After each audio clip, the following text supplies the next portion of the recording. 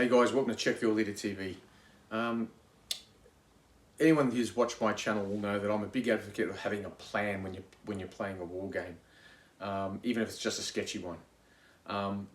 Now I like to have a plan, and the main reason I like to have a plan is because I like to see if my plan actually will stand up to the rigors of having someone trying to batter the hell out of it.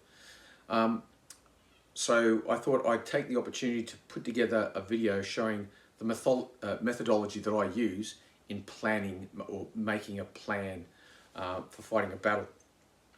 The scenario we're going to use is out of the Reisswitz Press 1813 Battles for Germany campaign book, and the rules we're going to use is GDA version 2. That said, the methodology that I use, you could use with any war game rule. It works for anything.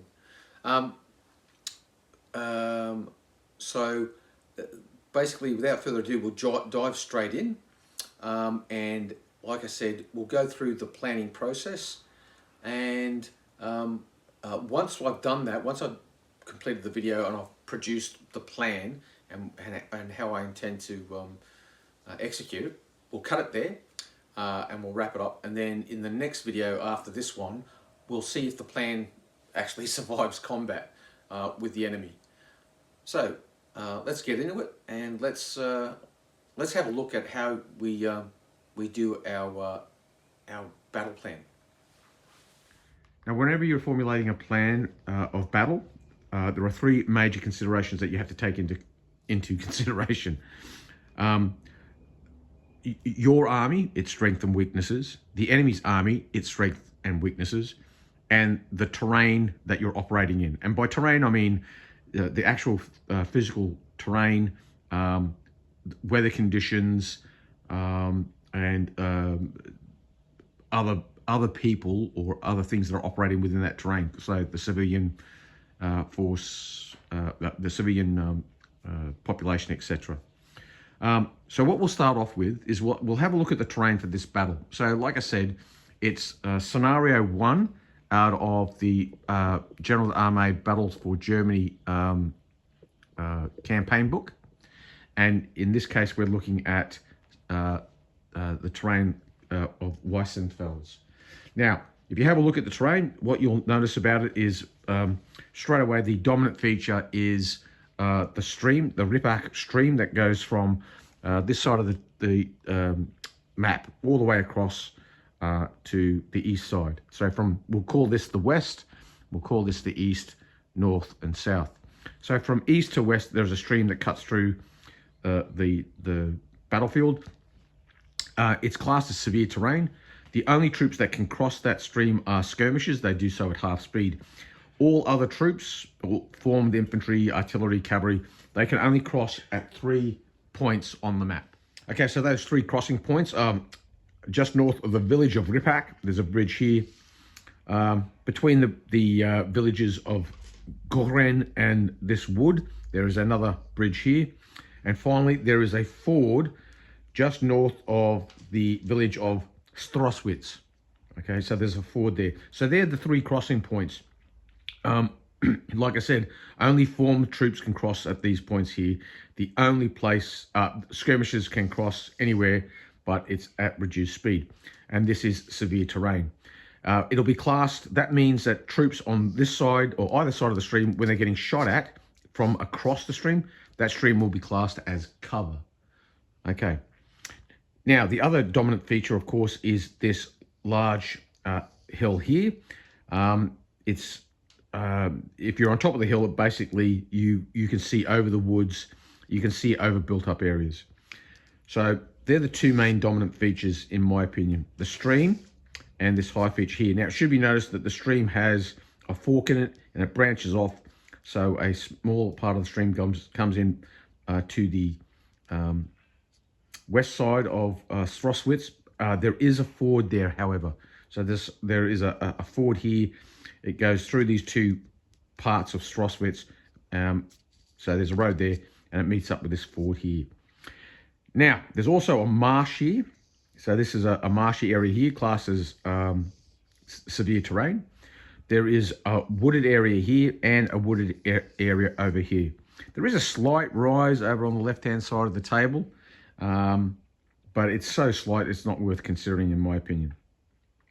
Now, there are, however, 4 built-up areas. Each built-up area can hold, is big enough for a single garrison. There is the village of Ripak, the village of Gohren, the village of Stroswitz, and then all the way at the north end of the table, which is the French objective for the battle, is Rocken. If the French can get to Rocken by turn 14, they achieve their objective and they win the game. The Russians, for me to win the game, I have to prevent that from happening. Another thing worth noting is Gohren is classed as a tactical objective in the game. If the Russians capture Gohren, then basically that's equivalent for the Russians to having to deal with a brigade that's hesitant. If you want to know about tactical objectives, have a look in your rule book. It's easy enough to find. Bottom line is, it essentially means that's something that I'm going to want to defend. If the enemy capture that, then they will gain a tactical advantage on the battlefield. It will make it easier for them to maintain the initiative. Now, it's also a key piece of terrain as well for the defense, because if I hold Gohren, I can use that as a bulwark towards any attacks coming across. If they come through here, they'll be catching a lot of skirmisher fire from the garrison within Gohren. Also, if I'm defending, it is a hard shoulder for any troops that are defending on the right, and a hard shoulder for any troops defending on the left of Gohren. And I'm talking about the Russian left or the Russian right. Okay, more of that later. So that's the terrain. Like I said, the 2 dominant features are obviously the stream and this feature here. The reason this feature is so important, something I have to consider, is if the French put guns, if they put their battery up on this high ground here, they can basically, they extend their range by a considerable amount. Their long range essentially doubles. So they'll be able to, from this point here, basically play on anything within a 45-degree arc of the direction the battery's firing and almost to the table edge. So that's a big advantage to the French. If they, it's not a matter of if, I'm sure they will deploy their guns on this feature, and which will allow them to extend their range out considerably and play on as many Russian units as they possibly can. With that in mind, what I need to take into consideration is that if the guns are on this feature, anything that they fire at that is behind either a village or the woods, there is dead ground 12 inches behind that. So if I have a unit that is 11 inches behind Gohren, the battery's here and it's firing across, generally speaking, I won't be able to get hit by those guns.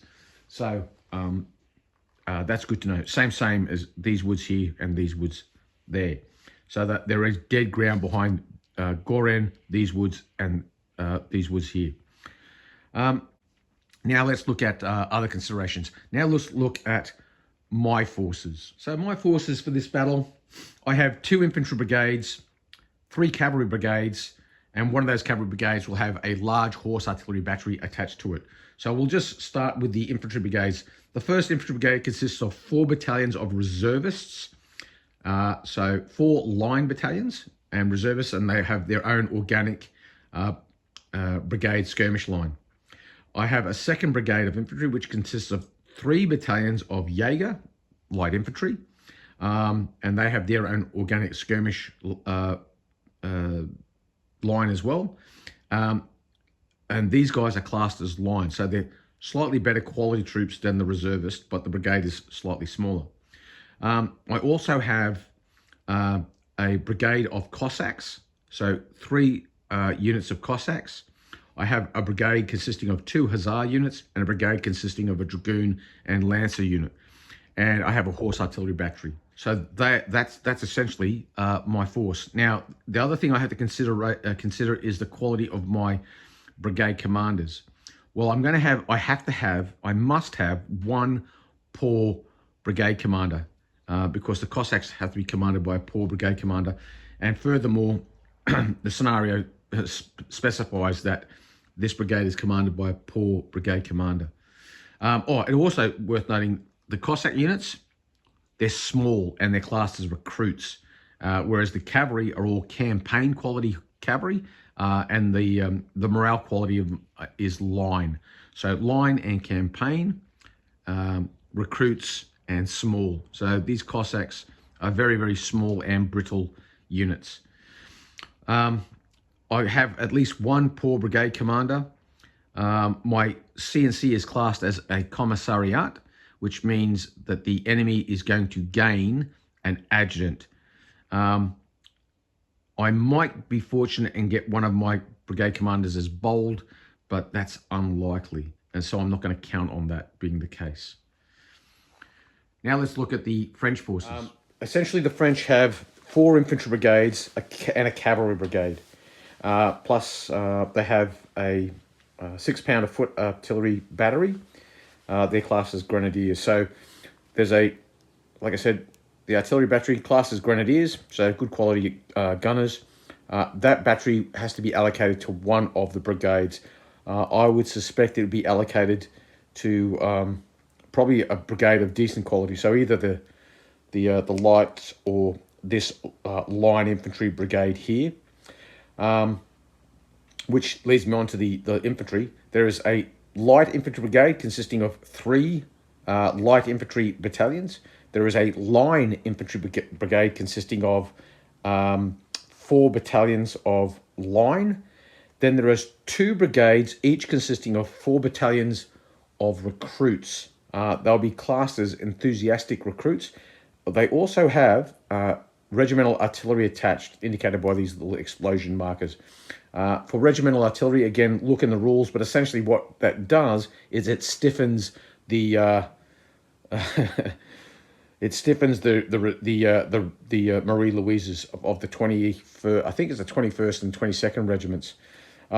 So basically, what that does is the regimental artillery either adds firepower to a battalion when it shoots, or it enables a battalion to ignore a discipline test caused by enemy fire.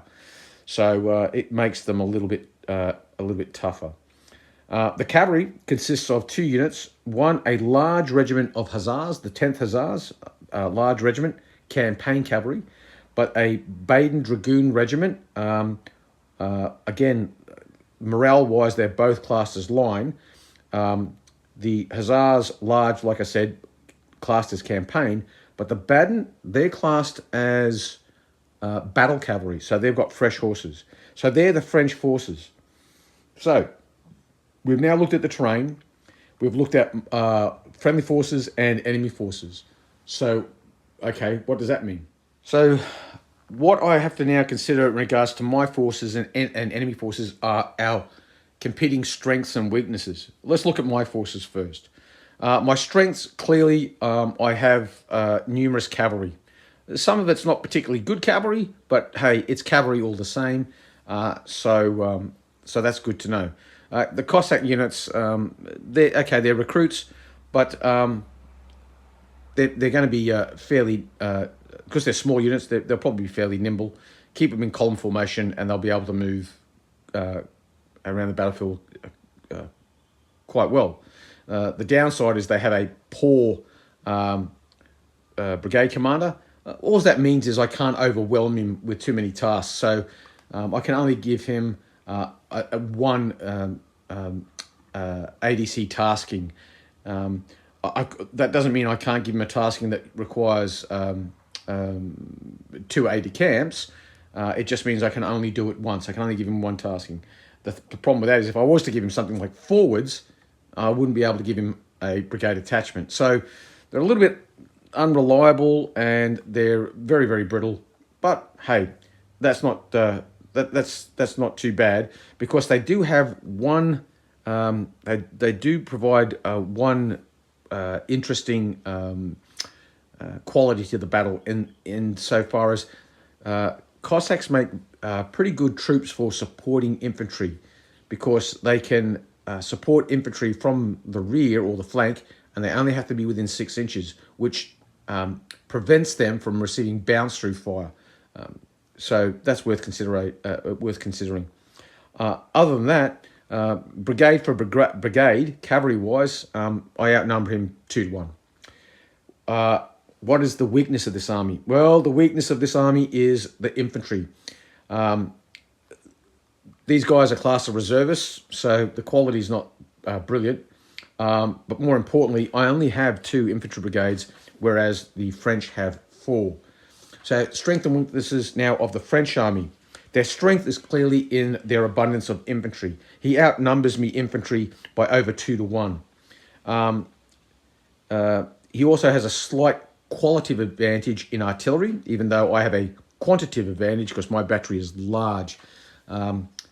Whether I keep it large or not is something I have to consider, because the Russians do have the option of their horse artillery of reducing the horse artillery battery from large to standard size. So I forego some firepower and some endurance and I'll replace that with more mobility.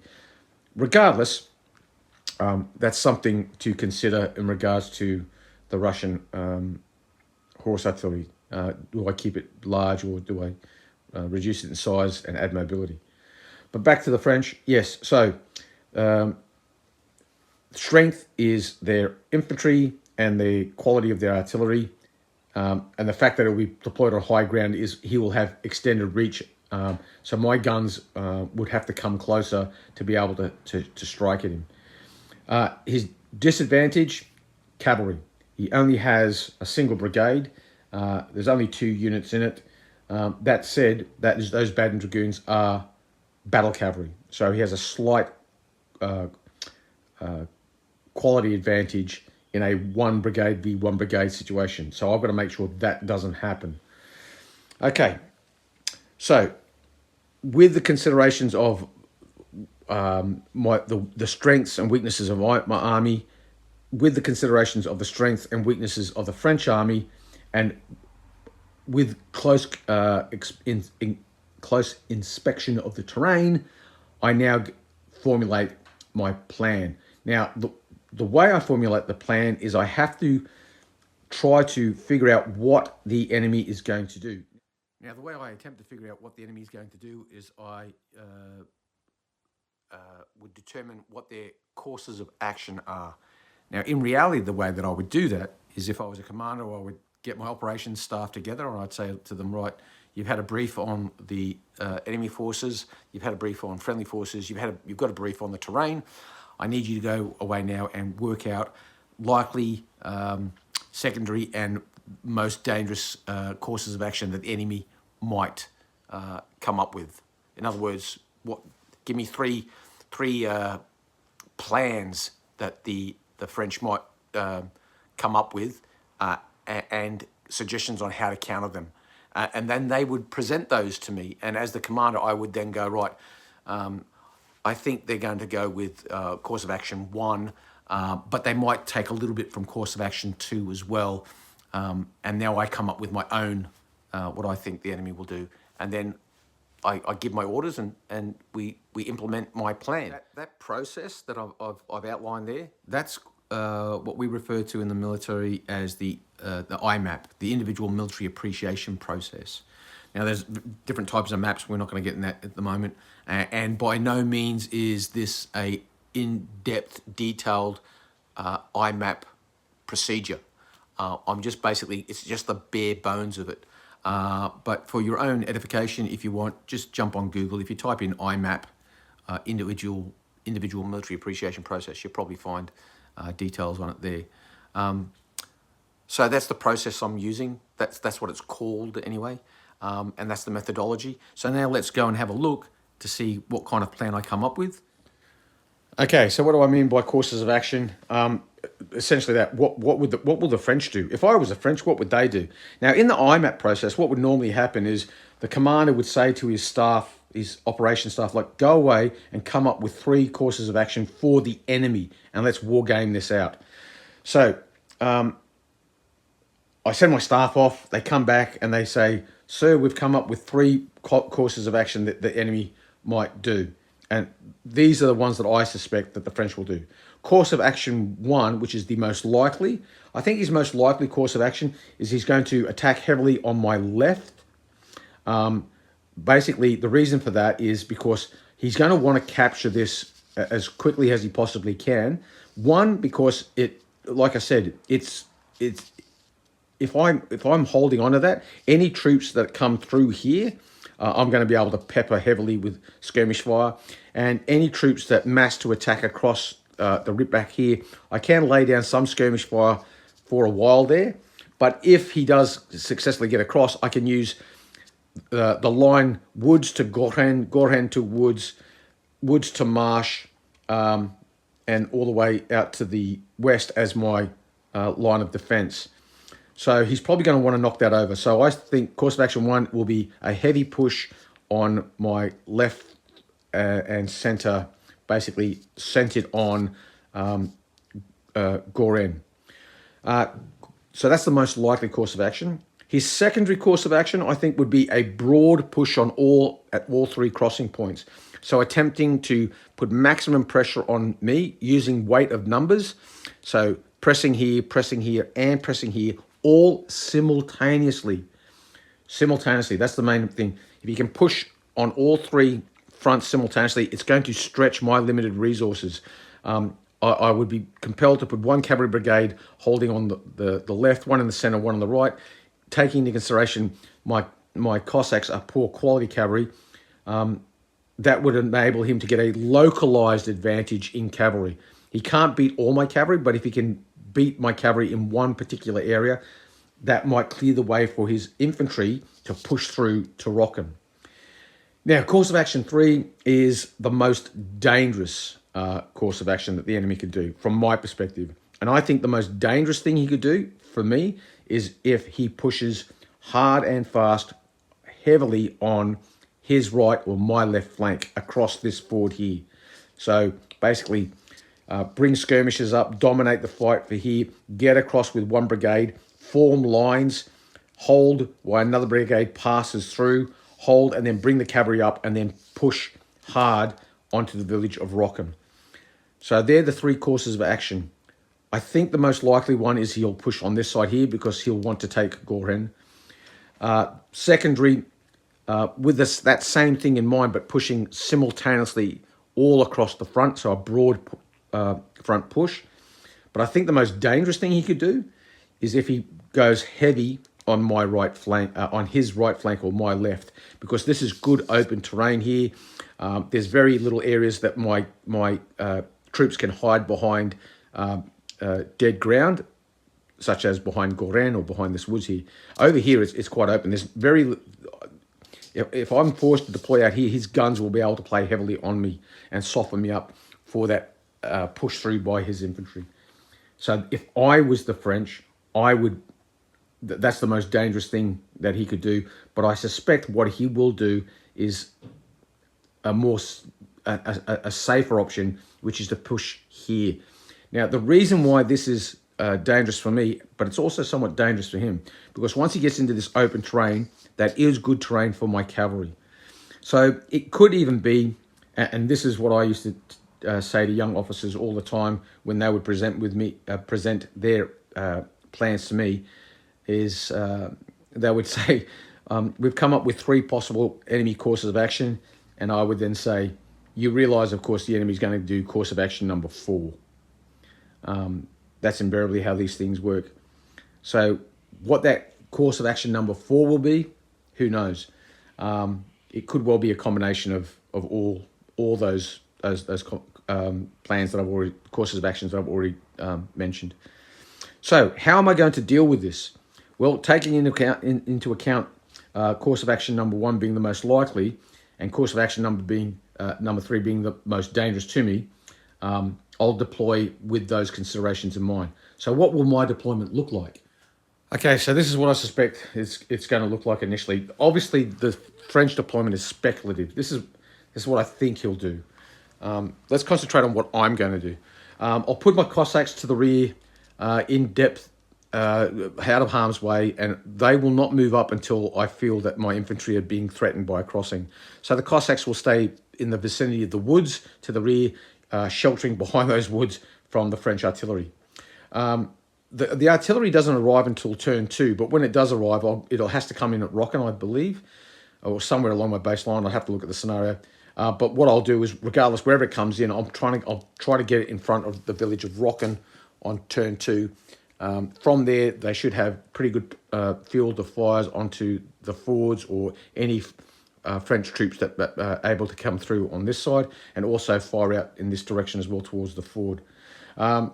My dragoons and lancers I'll keep in reserve as far back as I possibly can near Rocken, trying to stay out of any kind of artillery fire from the French.